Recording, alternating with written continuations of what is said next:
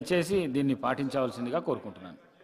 పాయల్ శంకర్ గారు. సార్ మాది ఇది సార్ మా పార్టీ సమయంగా భావించి మాకు అరగంట సమయం ఇస్తేనే అది న్యాయం చేసినట్టు అవుతారు. అంటే నన్ను సభ్యుడిగా కాకుండా పార్టీ సమయంగా భావించండి.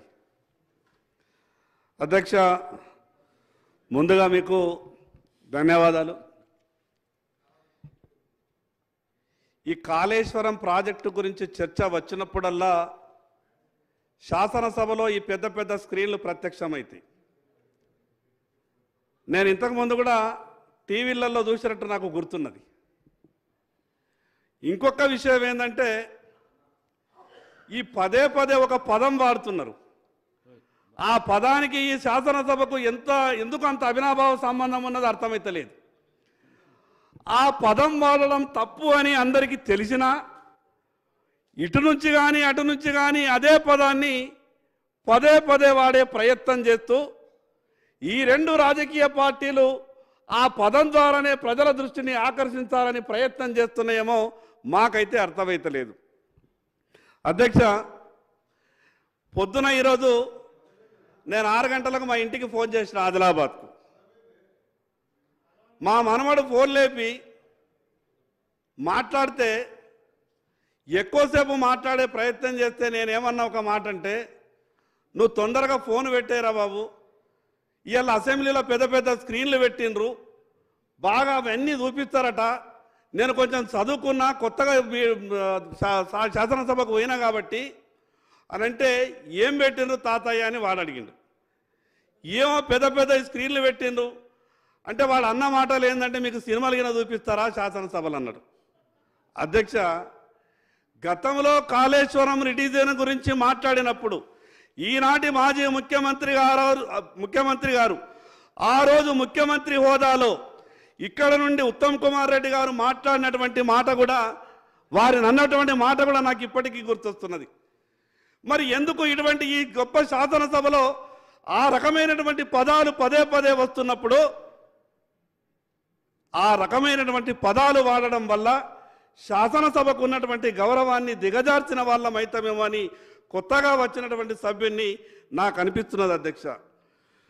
అధ్యక్ష, టిఆర్ఎస్ ప్రభుత్వం ఆలోచన విధానం చూస్తే కూడా గతంలో కాంగ్రెస్ ప్రభుత్వం ఆలోచన విధానాన్ని చూస్తే గతంలో టిఆర్ఎస్ పార్టీ తప్పులు చేసిందని లేదా వాళ్ళు ఏమైనా పాపాలు చేసిందని, మీరేదో ఈ రాష్ట్రాన్ని గొప్పగా పరిపాలిస్తారని మీ చేతిలో రాష్ట్రాన్ని పెట్టిండ్రు. మీ చేతిలో రాష్ట్రాన్ని పెట్టిన తర్వాత ఏం జరగాల? రాబో 5 సంవత్సరాలలో ఈ రాష్ట్రంలో ఎంత గొప్ప కార్యక్రమాలు చేస్తారో చర్చ జరగాల. లేదు, పాత విషయాలు కూడా రావాలా.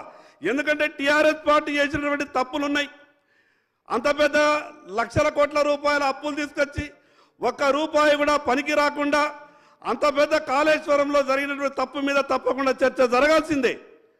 కానీ ఇప్పటి వరకు ఈ కొత్తగా వచ్చినటువంటి ప్రభుత్వం ఏం చేయబోతున్నదన్న విషయాన్ని మాత్రం ఎక్కడా స్పష్టం చేయలేకపోతా ఉన్నది. అధ్యక్ష, మేము అనుకున్నాం ఆంధ్రప్రదేశ్ రాష్ట్రం ఉన్నప్పుడే మా అటువంటి ఆదిలాబాద్కు అన్యాయం జరిగింది, తెలంగాణ రాష్ట్రం వచ్చిన తర్వాత మాకు న్యాయం జరుగుతుందని గొప్పగా ఆశపడ్డాం. మా జిల్లాలో ఏకైక ప్రాజెక్టు సార్ 10 సంవత్సరాలలో మొదలైంది కోటా చెనాక అనే ప్రాజెక్టు. గౌరవ హరీష్ రావు గారికి చాలా తెలుసు ఆ విషయం మీద. ఆ కోటా చెనాక అనే ప్రాజెక్టు 2014-15లో పరిపాలన అనుమతులు ఇచ్చిండ్రు 1300 కోట్ల రూపాయలతోని. ఇది 2023. 14-15లో పరిపాలన అనుమతులు ఇచ్చిన తర్వాత 2017లో ఆదిలాబాద్లో 50,000 ఎకరాలకు సాగునీరు అందిస్తాం.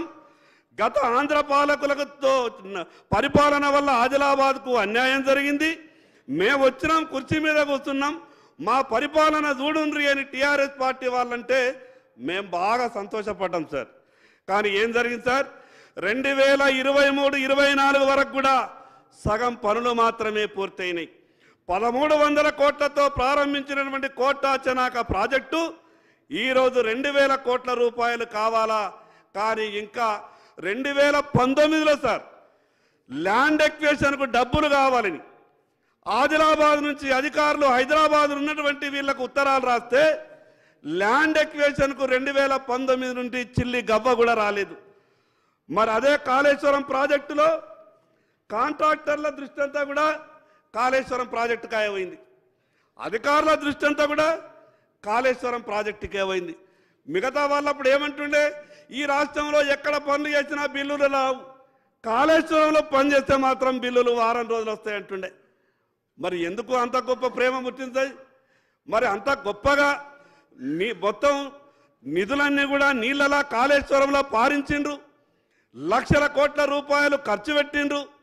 కానీ ఎక్కడా కూడా నిన్న సంబంధిత అధికారులు మీడియా ముందు చెప్తే వీళ్ళేం చెప్తారు, లక్షల ఎకరాల సాగు చేసినామని చెప్తారు. అధికారులు ఏం చెప్తున్నారు, 1,00,000 కోట్ల రూపాయలు ఖర్చు పెట్టి కేవలం 1,00,000 ఎకరాలు మాత్రమే సాగైందని చెప్తారు.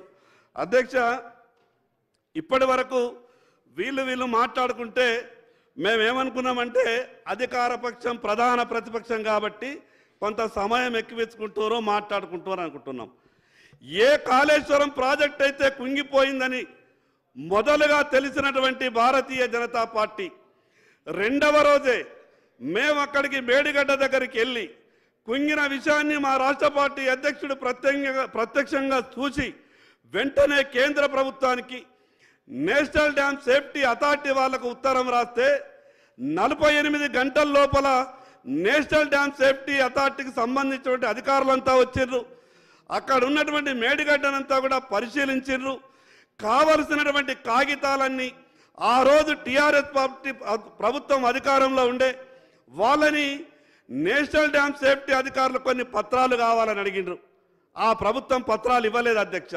పోనీ ఆ ప్రభుత్వం పత్రాలు ఇవ్వకపోయా, మరి కొత్తగా వచ్చినటువంటి కాంగ్రెస్ ప్రభుత్వం అయినా నేషనల్ డ్యామ్ సేఫ్టీ అథారిటీకి పత్రాలు ఇవ్వాలి కదా, వీళ్ళు కూడా ఇస్తలేరు అధ్యక్ష. గతంలో వాళ్ళు ఉండే పత్రాలు కావాలని నేషనల్ డ్యామ్ సేఫ్టీ మంత్రి గారు పాయల్ శంకర్ గారు, అధ్యక్ష మీ ద్వారా మాకు తెలియదలుచుకున్న నేషనల్ డ్యామ్ సేఫ్టీ అథారిటీ ఇప్పుడు ఏమి డాక్యుమెంట్స్ అడిగినా ఇవ్వడమే కాకుండా మీరు ఈ 3 బ్యారేజ్ విషయంలో పూర్తి ఎంక్వైరీ ఇన్వెస్టిగేషన్ టేకప్ చేయండి. అదేవిధంగా ఏ విధంగా అవి పునరుద్ధరణ చేయాలనో ద వే ఫార్వర్డ్ చేయాలనో totally we are handing over to NDSA. Thank you sir. మీకు ఈ రకమైనటువంటి గొప్ప మనసుంటే ఎట్లా బయటకు రావో, పోయిన డబ్బంతా ఏడాడికి పోయిందో కేంద్ర ప్రభుత్వం మీకు పూర్తిగా ఈ ప్రభుత్వానికి అండగా ఉంటుంది. అందుకే మేము మొదటి నుంచి అంటున్నాం, మీరు ఈ రకమైనటువంటి సహకారం అందించండి, మాటకు కట్టుబడి ఉండండి. ఏదైతే ఆ రోజు మల్కాజ్గిరి పార్లమెంటు సభ్యులుగా రాష్ట్ర కాంగ్రెస్ పార్టీ అధ్యక్షులుగా జరిగినటువంటి విషయాల మీద సిబిఐ విచారణ జరగాలని గౌరవ ముఖ్యమంత్రి గారు ఆ రోజు మాట్లాడినటువంటి మాటను ఒక్కసారి గుర్తు చేసుకున్నా. మీకు కూడా చాలా ఈజీ ఉంటుంది, ఎందుకంటే మీరు కొత్తగా ప్రభుత్వంలోకి వచ్చిన మీకు ఇంకా చాలా పనులు ఉన్నాయి. ఇది ఎక్కడెక్కడ తప్పులు జరిగినాయి, ఎక్కడెక్కడ లోపాలు జరిగినాయి సిబిఐకి ఇస్తే అది నేషనల్ అయినా ఇంటర్నేషనల్ లెవెల్లో కూడా ఏమైనా సంబంధాలు ఉంటే, ఇక్కడ ఉన్నటువంటి డబ్బు ఎక్కడన్నా పోయిందా, ఆ విషయాలు కూడా ఏమన్నా ఉంటే అవి తొందరగా బయటపడేటటువంటి అవకాశాలు ఉన్నాయి సార్. అందుకే భారతీయ జనతా పార్టీ చాలా క్లియర్గా మొదటి నుంచి కూడా డిమాండ్ చేస్తున్నాం. మేము చేస్తున్నటువంటి డిమాండ్ కూడా ఏం కాదు, మీరన్నటువంటి మాటకే కట్టుబడి ఉండండి. మీరే అన్నారు కదా సిబిఐ విచారణ జరగాల, భారతీయ జనతా పార్టీకి టీఆర్ఎస్కు ఏదో సంబంధం ఉన్నట్టున్నది, మేము ఎంత అడిగినా కూడా సిబిఐ ఎంక్వైరీ చేస్తలేరని గౌరవ ముఖ్యమంత్రి గారు అన్నారు. ఆ రోజు గౌరవ ముఖ్యమంత్రి గారు ఆ రోజు కూడా ఇంకో మాట కూడా మాట్లాడింది సార్. వారు ఏమన్నారంటే, ప్రధానమంత్రి గారిది, అమిత్ షా గారిది నా దగ్గర అన్ని ఆధారాలు ఉన్నాయి, నేను కంప్లైంట్ చేయడానికి సిద్ధంగా ఉన్నా, భారతీయ జనతా పార్టీ నాయకులు వాళ్ళ అపాయింట్మెంట్ ఇప్పగలుగుతారా అని ఒక మాట మాట్లాడినారు. అధ్యక్ష, ఈరోజు ఎవరు కూడా గౌరవ ముఖ్యమంత్రి గారికి అపాయింట్మెంట్ ఇప్పించే అవసరం లేదు. ఎందుకంటే వాళ్ళు నేరుగా ఒక అపాయింట్మెంట్, ఒక ఫోన్ కాల్ చేస్తే ఈరోజు కేంద్రంలో ఉన్నటువంటి అందరూ కూడా ఒక మంచి ఆలోచనతో అపాయింట్మెంట్ ఇస్తున్నారు. మీరు వెంటనే ఒక ఉత్తరం రాయండి. నిజంగా మీకు గతంలో చేసినటువంటి ప్రభుత్వం తప్పిదాలన్నీ కూడా బయటకు రావాలా, దాంట్లో ఉన్నటువంటి లోపాలన్నీ కూడా బయటకు రావాలా, జరిగినటువంటి అవినీతి అంతా కూడా బయటకు రావాలా, ఎవరెవరి పాత్ర ఎంతెంత ఉన్నదో మొత్తం తెలుసుకోవాలనంటే మీకు ఏమాత్రం కూడా చిత్తశుద్ధి ఉన్నా మీరు వెంటనే సిబిఐ ఎంక్వైరీకి ప్రభుత్వం ఉత్తరం రాయాల్సిందిగా మీ ద్వారా విజ్ఞప్తి చేస్తున్నా అధ్యక్ష ఇంకో విషయం, కేవలం అవినీతి మీదనే కాదు, అసలు కాళేశ్వరం కార్పొరేషన్ మీద తెచ్చినటువంటి అప్పుల మీద కూడా చర్చ జరగాల అధ్యక్ష. తక్కువ వడ్డీకి ఇవ్వడానికి ఎన్నో బ్యాంకులు సిద్ధంగా ఉండే, ఇదేం వడ్డీలు అధ్యక్ష? గౌరవ మంత్రి గారు మరి వడ్డీ పర్సెంట్ చూసిండో లేదో తెలియదు, కానీ ఈ వడ్డీ శాతం కూడా మామూలుగా లేదు అధ్యక్ష. ఈ రాష్ట్ర ఆర్థిక పరిస్థితిని చూస్తే రాబో రోజులలో ఎటువంటి పరిస్థితులు ఉంటాయని ఒక భయంగా అనిపిస్తున్నా అధ్యక్ష. ప్రజలు అధికారం ఇచ్చింది సరి అయిన పద్ధతిలో ప్రభుత్వాన్ని నడపమని, ప్రజలకు న్యాయం చేయమని, కేవలం రాష్ట్రాన్ని అప్పుల పాలు చేయమని ప్రజలు అధికారం ఇవ్వరు అధ్యక్ష. గత ప్రభుత్వం ఎఫ్ఆర్బిఎం మద్దతు ఇవ్వనటువంటి అనేక సందర్భాల్లో కార్పొరేషన్లను క్రియేట్ చేయడం, దాని ద్వారా బ్యాంకుల నుంచి అప్పులు తీసుకోవడం. అధ్యక్ష, నాకు ఒక విషయం తెలియక అడుగుతున్నా, ప్రభుత్వానికి అప్పు తీసుకునే శక్తి లేదు, కానీ కార్పొరేషన్లు అప్పు తీసుకుంటే గ్యారంటీ ఇచ్చేటటువంటి శక్తి ఉన్నది. ఎంత ఈ చట్టాలలో ఉన్నటువంటి కొన్ని లొసుగులను వాడుకొని ప్రభుత్వ ఖజానా ఖాళీగా ఉన్నదని ఎఫ్ఆర్బిఎం ద్వారా తెలిసినప్పుడు, ఎఫ్ఆర్బిఎం మద్దతు ఇవ్వనప్పుడు, ప్రతి విషయానికి అప్పు కావాలన్నప్పుడల్లా కార్పొరేషన్లను క్రియేట్ చేయడం, బ్యాంకుల దగ్గరికి వెళ్ళి అప్పులు తీసుకురావడం. అంటే కార్పొరేషన్లు కేవలం అప్పుల కొరకే ఉడతాయా? వాటి వ్యవహారం ముందు చెయ్యాలా? ఒక కార్పొరేషన్ క్రియేట్ అయిన తర్వాత 2 సంవత్సరాలు మినిమంగా లావాదేవీల వ్యవహారాలు జరపాలా. కానీ ఏమీ లేదు అధ్యక్ష. అప్పు తీసుకోవాలనంటే కార్పొరేషన్లను వెంటనే క్రియేట్ చేయాలా, దానికి బ్యాంకుల ద్వారా అప్పులు తీసుకురావాలా. అధ్యక్ష, ఇన్ని అప్పులు, విపరీతమైనటువంటి వడ్డీలు, ఈరోజు రాష్ట్రం 7 లక్షల కోట్ల అప్పులు ఉన్నట్టు దాదాపు చెప్తున్నారు. ఒక 5-10 వేలు అటు ఇటు ఉండొచ్చు. 7 లక్షల కోట్ల అప్పులకు మినిమం 6% వడ్డీ పట్టుకున్నా కూడా ఒక 36-38 వేల కోట్ల వడ్డీ. తర్వాత ఈ రాష్ట్రంలో గొప్పగా డిజైన్ చేసినటువంటి అన్ని ప్రాజెక్టుల కరెంటు బిల్లులు 10 నుంచి 12 వేల కోట్లు వస్తాయని నిపుణులు చెప్తున్నారు. ఈ వడ్డే ఇంతున్నది. తీసుకున్నటువంటి అప్పులో కొంత ఇన్స్టాల్మెంట్ కూడా కట్టేది అవసరం ఉంటుంది. మరి ఇంత ఎక్కడికి వెళ్ళి తెస్తారు అధ్యక్ష? కొత్తగా వచ్చినటువంటి ప్రభుత్వ హామీలు కూడా విపరీతమైనటువంటి హామీలు ఉన్నాయి. నేను కొత్తగా వచ్చిన ప్రభుత్వం తప్పు పట్టాలనో విమర్శించాలనో ఈ మాటలు మాట్లాడతలేను, కానీ రాష్ట్ర ప్రజలను కాంగ్రెస్ ప్రభుత్వం కూడా వాస్తవాలు చెప్పే ప్రయత్నం చెయ్యండి. ఎక్కువ రోజులు మీరు ఇట్లు విషయాన్ని గుంజుకుంటూ పోలేరు. ఈ రాష్ట్ర ఆర్థిక పరిస్థితి మీద ఎప్పుడో ఒకసారి మీరు చెప్పాల్సిన అవసరం వస్తుంది. రాష్ట్ర రాజకీయాలలో కూడా కొంత మార్పు రావాల్సినటువంటి అవసరం వస్తుంది అధ్యక్ష. అధికారంలోకి రావడానికి అనేక రాజకీయ పార్టీలు అమలుకు సాధ్యం కానటువంటి హామీలు ఇస్తున్నాయి. ఖచ్చితంగా ఈ సభలో అటువంటి విషయం మీద చర్చ జరగాల. ఒకసారి గెలిస్తే చాలు, తర్వాత సంగతి తర్వాత అనే పరిస్థితులు వస్తున్నాయి. మరి ఈ రకంగా ప్రతి ఒక్కరు కూడా ఇదే వ్యవహారం చేసుకుంటూ పోతే ఈ రాష్ట్రాన్ని కాపాడే వ్యక్తులు ఎవరు? కేవలం 5 సంవత్సరాలు అధికారంలో ఉండడానికి, ఒకసారి గెలవడానికి మా నోటికి వచ్చినట్టు ఏమన్నా మాట్లాడతాం.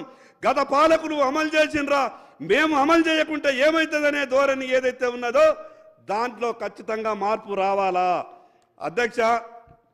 మార్పు ఇక్కడి నుండే మొదలు కావాలి. ఈ మార్పు ఇక్కడి నుండే మొదలు కావాలా. గతంలో టీఆర్ఎస్ పార్టీ చేసినటువంటి తప్పులను కాంగ్రెస్ పార్టీకి కూడా తెలుసు. మరి ఆ విధమైనటువంటి తప్పులను కాంగ్రెస్ పార్టీ కూడా పదే పదే చేస్తూ పోతే ప్రభుత్వాన్ని నడపడం కష్టమవుతుంది అధ్యక్ష. ఈ రాష్ట్రం నడుస్తున్నది ఒకటే నిమిషం అన్నా ఈ రాష్ట్రం నడుస్తున్నది దేని మీద అధ్యక్ష?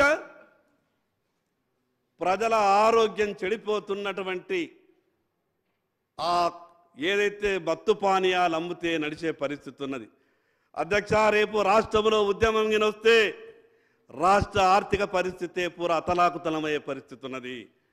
అదేవిధంగా అధ్యక్ష, ఇంకా దేని మీద నడుస్తున్నది? మిగతా రాష్ట్రాలలో పెట్రోల్ డీజిల్ ధరలన్నీ కూడా తగ్గినాయి. పెట్రోల్ డీజిల్ ధరలని తగ్గాలని, లేదా భవిష్యత్తులో అవి కూడా జిఎస్టీలకు పోతే రాష్ట్రం జీతాలు కాదు కదా, 6 నెలలకు ఒకసారి కూడా జీతాలు ఇచ్చేటటువంటి పరిస్థితి ఉన్నది అధ్యక్ష. వాస్తవాలు చర్చకు రావాలా. కేవలం రాజకీయ విమర్శలు చేసి ఒక రాజకీయ పార్టీని ఇంకో రాజకీయ పార్టీని తిట్టుకోవడానికే ఇది వేదిక చేసుకొని ఈ ట్రిక్స్తోనే రాజకీయాలు చేస్తూ సభలో ఇటువంటి వ్యవహారం జరిగితే తెలంగాణ రాష్ట్ర ప్రజల భవిష్యత్తు ఎప్పటికీ బాగుపడది. తెలంగాణ రాష్ట్రం వచ్చిన తర్వాత కూడా వాస్తవాలు సభలో చర్చ జరగాల. నేను ఒకటే విషయం ప్రభుత్వానికి విజ్ఞప్తి చేస్తున్న అధ్యక్ష, ప్రభుత్వం చాలా గొప్పగా చెప్పింది కాబట్టి మా అటువంటి ఆదిలాబాద్ జిల్లాకు గౌరవ ఇరిగేషన్ మంత్రి గారు సభలో ఉన్నారు కాబట్టి నాకు ఖచ్చితంగా కొంత నాకు మద్దతు ఇచ్చే విధంగా, నా మాటకు ఊరటనిచ్చే విధంగా జవాబు రావాలని కోరుకుంటున్నా. అధ్యక్ష, ఈ జిల్లాలో ఉన్నటువంటి ఏకైక ప్రాజెక్టు సార్, దాని మీద ఆ జిల్లాలో ఉన్నటువంటి ఆ ఏకైక ప్రాజెక్టు చూడడానికి స్మితా సబర్వాల్ గారు 2 సార్లు హెలికాప్టర్ పట్టుకొని వచ్చారు. హెలికాప్టర్ తిరిగినప్పుడల్లా మాకు అనిపిస్తుండే అయిపోతుందేమో, 2 నెలల నిధులు వస్తాయేమో. దాని తర్వాత సోమేష్ కుమార్ గారు హెలికాప్టర్ పట్టుకొని వస్తుండే, ఇంకా ఆశపడుతుండే. చీఫ్ సెక్రటరీ గారు వచ్చారంటే ఇంకేం కావాలా, అయిపోతుందేమో అనుకుంటుండే. మళ్ళీ 3వసారి ఈ నీళ్లకు సంబంధించిన నిపుణులు వస్తుండే, ఎవరు వచ్చినా హెలికాప్టర్ దిగలే అధ్యక్ష. మాకేమనిపించిందంటే ఆదిలాబాద్ నుంచి హైదరాబాద్కు 3.5 గంటలు తోవ కారులో, కానీ అధికారులంతా హెలికాప్టర్లను వచ్చారు. ఆ అన్నిసార్లు వచ్చినటువంటి హెలికాప్టర్ ఖర్చు ఆ ప్రాజెక్టుకు గిన ఇస్తే ల్యాండ్ ఎక్వేషన్కు ఒక 20% డబ్బులు గిన ముట్టిపోతుండేనేమో. అన్నిసార్లు హెలికాప్టర్ తిరిగింది, కుర్చేసుకొని కట్టిస్తామన్నారు. 2017లోనే నీళ్ళు ఇస్తామన్నారు. 2024 అయింది, చుక్క నీరు రాలేదు అధ్యక్ష. ఇంకొక విషయం చెప్తా అధ్యక్ష, ఆ ప్రాజెక్టు సంవత్సరానికి 60 కోట్ల రూపాయల కరెంటు బిల్లు కట్టాలి. ఇది సాధ్యమవుతుంది అధ్యక్ష? 60 కోట్ల రూపాయల కరెంటు బిల్లు కట్టాల. కేవలం 100 కోట్ల రూపాయలు ఖర్చు పెట్టి అక్కడ సోలార్ ప్లాంట్ ఏర్పాటు చేస్తే ఆ ప్రాజెక్టుకు సరిపడ కరెంటు ఉత్పత్తే కాకుండా ఇంకో 100 కోట్ల రూపాయలు మెయింటెనెన్స్ కూడా ఆ ప్రాజెక్టుకు వస్తుండే. అటువంటి ఆలోచన ఏ లేదు అధ్యక్ష. ఈరోజు అక్కడ ఉన్నటువంటి ఆ కోర్టాచనాక అనే ప్రాజెక్టు ఈరోజు సగమే ఆగిపోయింది. మరి కొత్తగా వచ్చే ప్రభుత్వం దాన్ని పూర్తి చేయాలని కమిట్మెంట్ ఇవ్వాలి కదా. మాకు కావాల్సినవి 1000 కోట్లయితే పెట్టింది బడ్జెట్లో బహుశా 200 కోట్లే అనుకుంటా. నేను గౌరవ మంత్రివర్యులకు నా ఆదిలాబాద్ ప్రజల తరపున 2 చేతులు జోడించి విజ్ఞప్తి చేస్తున్నా, మీరు టీఆర్ఎస్ పార్టీ వాళ్ళ తిరగాకుండా. ఎందుకంటే జలయజ్ఞంలో మొదలుపెట్టినటువంటి ప్రాజెక్టులను టీఆర్ఎస్ పార్టీలు ముట్టుకోలేదు, చాలా తెలివిపరులు. వాళ్ళు చేసిన ప్రాజెక్టుల్లో మాకేమొస్తాయి అనుకున్నారో ఏమో కానీ ఆ ప్రాజెక్టులకాయ వాళ్ళు కన్నెత్తి చూడలేదు. మరి మీరు కూడా టీఆర్ఎస్ పార్టీ మొదలుపెట్టినటువంటి టీఆర్ఎస్ ప్రభుత్వం మొదలుపెట్టేటువంటి మధ్యలో ఉన్నటువంటి ప్రాజెక్టులను గిన వాళ్ళు ఆలోచించినట్టే మీరు కూడా ఆలోచించి వాటిని కంప్లీట్ చేస్తే మా పరిస్థితి ఏంటిది? ఎందుకంటే మీకు ఒక రాష్ట్రమే కాదు, మీరు కూడా దేశాన్ని చూసుకోవాల్సి వస్తుంది. కాబట్టి ఉన్నటువంటి 2 రాష్ట్రాలలోనే అదొక పరిస్థితి ఉన్నది దేశంలో మొత్తం కింద. వాళ్ళు కనీసం రాష్ట్రంలో కింద మీద చేసుకుంటుండే. మీకున్న పరిస్థితి ఏంటంటే మీరు దేశంలో కూడా చూసుకోబడుతుంది. మీకున్న ఇబ్బంది దాన్ని మేము అర్థం చేసుకోగలుగుతాం. అందుకే అధ్యక్ష, ఈ ప్రభుత్వానికి ఏమాత్రం చిత్తశుద్ధి ఉన్నా ఒక ఉత్తరం ఈ ప్రభుత్వం తరపున కాళేశ్వరం మీద జరిగినటువంటి అవినీతినంతా కూడా సిబిఐ విచారణతోనే, సిబిఐ విచారిస్తేనే కానీ వాస్తవాలు బయటపడతాయి. కాబట్టి ప్రభుత్వం అదేవిధంగా గౌరవ ముఖ్యమంత్రి గారు మాట నిలుపుకొని గతంలో అన్నటువంటి మాటకు కట్టుబడి సిబిఐ విచారణ చేయించాల్సిందిగా భారతీయ జనతా పార్టీ తరఫున డిమాండ్ చేస్తా ఉన్నాం.